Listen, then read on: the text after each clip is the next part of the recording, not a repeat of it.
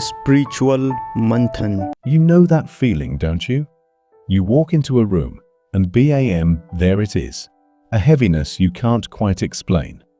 You look around and spot someone fuming silently in the corner or hear someone muttering under their breath. Suddenly, the air feels thick. Their bad mood seems to cling to you like wet clothes, making it impossible to shake off. And before you know it, their frustration or sadness has seeped into your day. You were fine just a moment ago, but now their negativity has you feeling irritated or drained. Sound familiar? Maybe it's a coworker who's always impatient, a friend who's overly critical, or a family member who just seems perpetually frustrated. Their energy feels like an invisible wave crashing into you, disrupting your calm.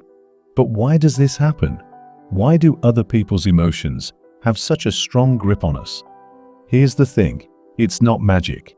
It's not some mystical transfer of energy. It happens because, whether we realize it or not, we're all interconnected. Human beings are social creatures, wired to pick up on the emotions of others. It's a survival mechanism. In the wild, knowing how others feel can keep us safe. But in today's world, it's more likely to drag us into an emotional spiral we didn't ask for. What if I told you that it doesn't have to be this way? That you don't have to let their storm become your storm? Today, we're not just talking about understanding negativity. We're talking about how to stop absorbing it altogether. So, sit tight.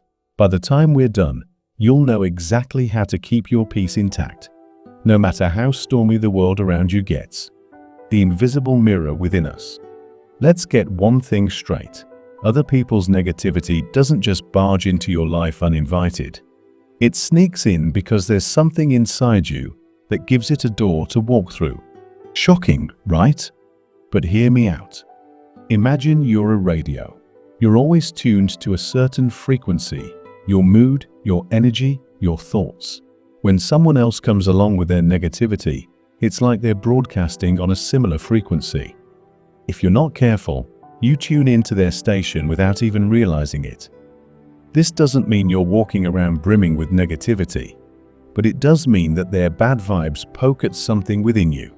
Maybe it's an unresolved frustration, an insecurity you haven't dealt with, or even just a fear of conflict. Whatever it is, their negativity resonates with that part of you, and suddenly, their storm feels like your own. Think about it. Have you ever been around someone laughing uncontrollably? And even if you didn't know what was funny, you started laughing too. That's how contagious energy is. It's like a ripple in water. What starts with them can quickly spread to you. But here's the good news. Just like you can stop yourself from laughing at a joke you don't find funny, you can stop yourself from absorbing someone else's bad energy. It all starts with awareness. The next time you feel someone's negativity creeping in, pause. Ask yourself, what's being triggered in me right now? Identifying that connection weakens its hold on you. Their storm doesn't have to shake your boat. You just have to learn to stay anchored. And trust me, once you master this, the game changes completely. Resistance makes it worse. What's the first thing most of us do when someone's negativity comes at us like a speeding car? We resist. We push back. We think, why are they acting like this? What did I do to deserve this? And just like that, we're caught in their emotional web. Here's the harsh truth. Resistance doesn't make things better. It makes them worse. When you resist someone's negativity, whether by arguing, defending yourself, or even silently stewing over their behavior, you're actually fueling the fire. It's like throwing wood into a burning flame. Why does this happen? Because energy thrives on attention. When you resist, you're giving their negativity the energy it needs to grow. It's as if their bad vibes feed off your reaction, pulling you deeper into their emotional chaos. Think about it. Have you ever argued with someone who was in a terrible mood? Did it ever end with them saying, "You're right. I shouldn't have been upset"? Probably not. If anything, they got angrier, and you left the conversation feeling worse than before. That's resistance at work. Instead of resisting, try this. Let their negativity pass through you. Imagine it as a gust of wind. You don't try to stop the wind, you just let it blow past. By not engaging, you take away its power. This doesn't mean you become a doormat or ignore toxic behavior. It simply means you stop feeding the storm. And once you stop resisting, you'll notice something amazing: their negativity loses its grip on you. Pause, don't react. Here's the simplest yet most powerful tool in your emotional toolkit: the pause. When someone's bad energy comes your way, your first instinct might be to react. Maybe you feel like snapping back, defending yourself, or even trying to cheer them up. But reacting immediately is like jumping into a river. Without a life jacket, you're swept away before you even realize what's happening. Pausing is different. Pausing gives you a moment to breathe, to think, and most importantly, to choose. Instead of automatically mirroring their energy, you create space between their action and your reaction. And in that space lies your power. Think of it like this. Imagine you're driving and someone cuts you off. Your immediate reaction might be to honk, yell, or even tailgate them.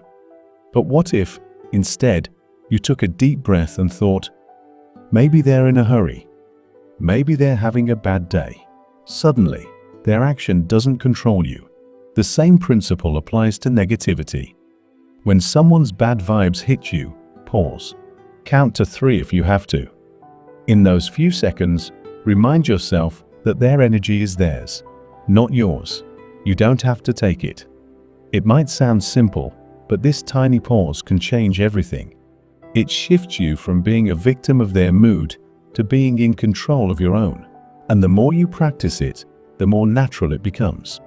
Remember, pausing doesn't mean ignoring. It means choosing how you want to respond.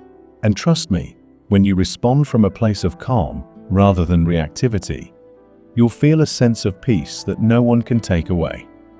The power of presence. Let's talk about presence for a moment. What does it actually mean to be present? We hear it all the time: stay in the moment, be mindful, and so on. But how does that help when you're standing in front of someone whose bad mood feels like a storm ready to sweep you away? Being present is about anchoring yourself in the here and now. It's about focusing all your awareness on this moment, not on their frustration, not on what you want to say back, and not even on how unfair their behavior feels. It's about being fully conscious of yourself, your breath, and your emotions. Presence makes you like a mountain standing tall in the middle of chaos. No matter how hard the wind blows, the mountain doesn't move. So how does presence protect you? When you're present, you're no longer reacting on autopilot. You're not letting their storm pull you into a spiral of anger or frustration. Instead, you observe their negativity for what it is: a fleeting moment of emotion that belongs to them. Think about it like this. Imagine their negativity is like a ball they're throwing at you. If you're present, you can see the ball coming, and instead of catching it, you let it drop to the ground. It doesn't affect you because you didn't pick it up. Cultivating presence is a skill, and like any skill, it takes practice. Start with small moments: when someone cuts you off in traffic, when a cashier is rude, or when a friend is in a bad mood. Pause, breathe, and focus on the moment. Over time, you'll find that presence becomes second nature. And once it does, no amount of negativity can shake your inner calm. Compassion as a shield. Here's a surprising truth.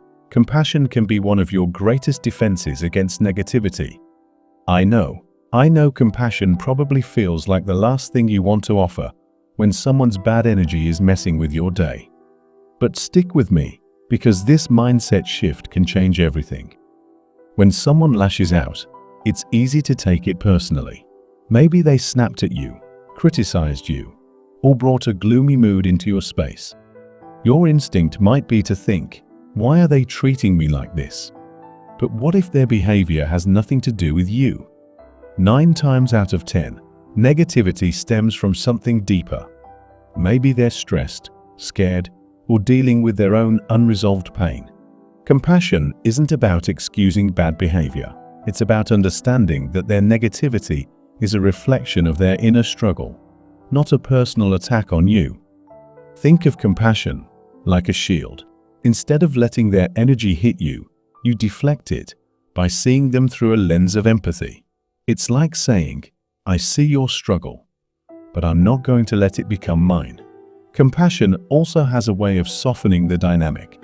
When someone expects resistance or hostility and is met with kindness instead, it throws them off. They might even start to soften themselves. But here's the key. Being compassionate doesn't mean letting people walk all over you. You can care about someone's struggles without absorbing their bad vibes. Think of it as standing next to a fire, not stepping into it. So the next time someone's negativity feels overwhelming, take a step back. See their behavior for what it really is, a symptom of their own pain. And remind yourself, you can be kind without sacrificing your peace. Set boundaries without guilt. Let's get real. There are people out there who seem to thrive on negativity. You know the type. They complain constantly, criticize endlessly, or always bring drama into every situation. These are the energy vampires, and if you're not careful, they'll drain you dry. This is where boundaries come in. And let me tell you, setting boundaries isn't selfish. It's necessary. Think of your emotional state like a bank account. Every interaction either deposits or withdraws energy. If you're constantly letting others drain your account without setting limits, you'll end up emotionally bankrupt. Setting boundaries is like putting a lock on your account. It protects your energy so you don't get depleted. Here's the thing, boundaries don't have to be harsh or confrontational. You don't need to say, "Hey, stop being so negative." Although sometimes that might be necessary. Instead, boundaries can be gentle but firm. For example, you might say, "I understand you're upset, but I can't have this conversation right now." Or, "I care about you, but I need some space to process my own thoughts." The hardest part about boundaries, the guilt. We've been conditioned to think that saying no is mean or unkind. But the truth is, boundaries are an act of self-love. They're a way of saying, "My peace matters too." Remember, you can be kind and compassionate while still protecting your energy. Boundaries aren't about shutting people out. They're about keeping yourself whole. And when you approach them with confidence and clarity, you'll find that even the most negative people can't shake your peace. Acceptance equals freedom. Here's a tough pill to swallow. You can't control other people. You can't make them less negative. You can't force them to see the bright side or behave the way you'd like. And that's okay. Acceptance doesn't mean you're okay with their behavior. It doesn't mean you have to tolerate rudeness or toxicity. What it does mean is that you stop wasting your energy trying to change things you can't control. Think about how much time and mental energy we spend wishing people were different. "I wish they weren't so negative. Why can't they just be happy? Why do they always act like this?" Every one of those thoughts is resistance. And as we've already learned, resistance only makes things worse. Acceptance, on the other hand, is freeing. It's like dropping a heavy bag you've been carrying for miles. You don't have to fix anyone. You don't have to absorb their energy. You simply let them be, while staying grounded in your own peace. This doesn't mean you accept toxic behavior without limits. Acceptance and boundaries go hand in hand. You can accept that someone is negative while still choosing not to engage with their energy. When you embrace acceptance, you reclaim your power. You stop letting other people dictate your emotional state. And once you realize that their energy is their responsibility, not yours, you'll feel a lightness you didn't know was possible. The ripple effect. Here's the coolest part about protecting your peace. It doesn't just help you, it helps everyone around you. When you stop absorbing others' negativity and start radiating calm, something magical happens. Your energy becomes contagious. People around you start to feel it, even if they don't realize it. Think of it like lighting a candle in a dark room. The flame doesn't just illuminate the candle, it spreads light to everything around it. When you maintain your calm and presence, you become that candle. You show others that it's possible to rise above negativity, to stay grounded no matter what. And here's the thing, most people don't want to be negative. They're just stuck in patterns of behavior they don't know how to break. When they see you modeling peace and positivity, it plants a seed in their minds. It shows them there's another way to live. You might not see the effects right away, but trust me, they're there. Every time you choose not to engage with negativity, you're creating a ripple of calm. And over time, those ripples can turn into waves. So don't underestimate the power of your presence. By protecting your peace, you're not just helping yourself, you're inspiring everyone around you to do the same. And that, my friend, is how you change the world, one moment at a time.